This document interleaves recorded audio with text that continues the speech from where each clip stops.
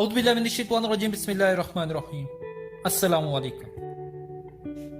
دنیا میں کوئی شخص اللہ تعالیٰ کو ظاہری آنکھ سے نہیں دیکھ سکتا۔ ہر وجود کا نظر آنا ضروری نہیں۔ بہت سی چیزیں موجود ہوتی ہیں مگر نظر نہیں آتی۔ جیسے ہوا چلتی ہے، محسوس بھی ہوتی ہے لیکن نظر نہیں آتی۔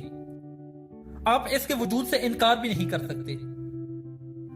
آپ خوشبو سونگتے ہیں مگر خوشبو دکھائی نہیں دیتی۔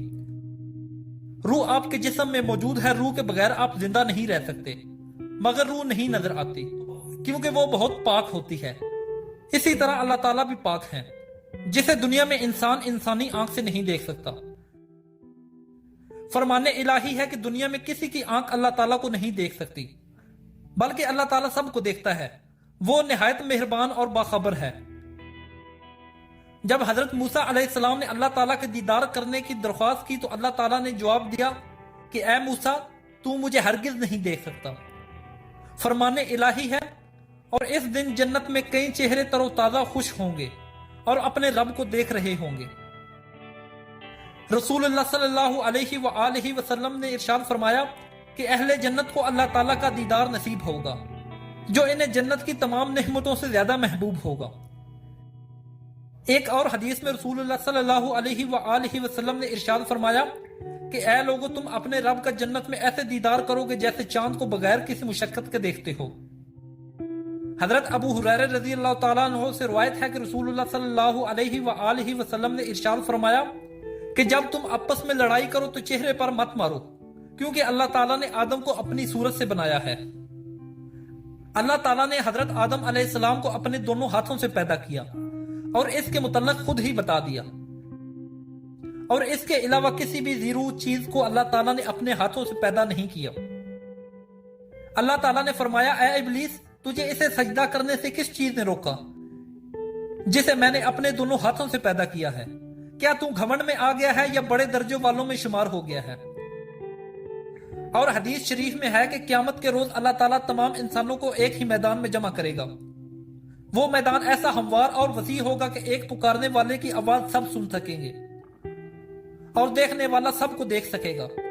سورج بہت قریب آ جائے گا، لوگوں کو اتنی تکلیف ہوگی کہ برداشت نہ کر سکیں گے اور کہیں گے کہ کتنی بڑی تکلیف ہو رہی ہے، اور کچھ لوگ کہیں گے کہ بارگاہ الہی میں کسی سفارش کرنے والے کو تلاش کرو۔ تو بعض کی رائے ہوگی کہ وہ اپنے والد حضرت آدم علیہ السلام کے پاس چلیں، لہذا سب ان کے پاس جائیں گے اور کہیں گے کہ آپ ابو البشر ہیں، اللہ تعالیٰ نے آپ کو اپنے ہاتھوں سے بنایا ہے اور اپنی طرف سے روح آپ میں پھونکی ہے اور فرشتوں سے آپ کو سجدہ کرایا ہے اور آپ کو جنت میں جگہ دی ہے۔ آپ ہماری سفارش فرما دیجئے، ہم کتنی تکلیف میں مبتلا ہیں۔ اس پر حضرت آدم علیہ السلام جواب دیں گے کہ میرا رب بہت غصے میں ہے، اس نے مجھے ایک درخت کے قریب جانے سے روکا تھا تو میں اس سے شرمندہ ہوں۔ اور پھر فرمائیں گے کہ تم سب نوح کے پاس جاؤ۔ اللہ تعالیٰ نے حضرت آدم علیہ السلام کو حقیقی معنوں میں ہاتھ سے پیدا کیا۔ آپ کے علاوہ کسی ذی روح کو اپنے دونوں ہاتھوں سے پیدا نہیں کیا۔ اللہ تعالیٰ نے اس طرح حضرت آدم علیہ السلام کی خصوصیت، فضیلت اور شرف عطا کیا۔